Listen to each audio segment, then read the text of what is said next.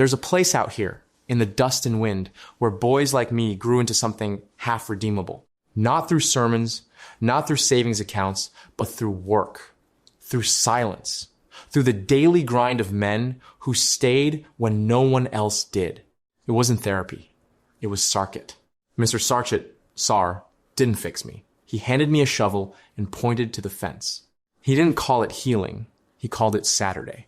And so I learned that love doesn't always come dressed in hugs and Hallmark cards. Sometimes it's covered in hydraulic fluid and smells like someone who's been baling hay since 4 a.m. He raised me from the periphery. Never said the words. Didn't need to.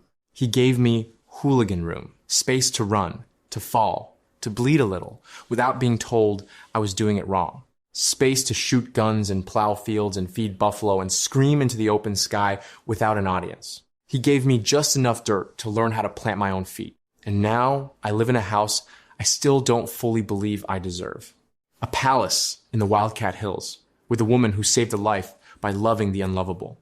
My wife, my outlaw queen, my little rabbit, Natalie. Morning coffee, granite countertops, pine trees leaning over the windows like they're trying to listen in.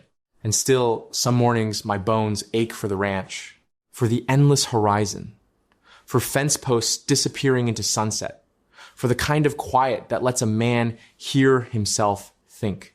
Because out there, nobody asked me to become anything. Not polished, not presentable, not suited and booted for somebody else's approval. Truth is, I still don't always wear shoes. Never have. I'm too fast for them sometimes. Too restless. Too feral to stay laced up for long. I've outrun more pairs of boots than I ever broke in. And these hills around our castle in the sky, beautiful as they are, sometimes the trees get too thick, too close. I can't see the horizon. Can't breathe right.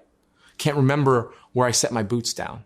But maybe that's the thing Sar taught me all along. A man doesn't need polished shoes to know where he stands.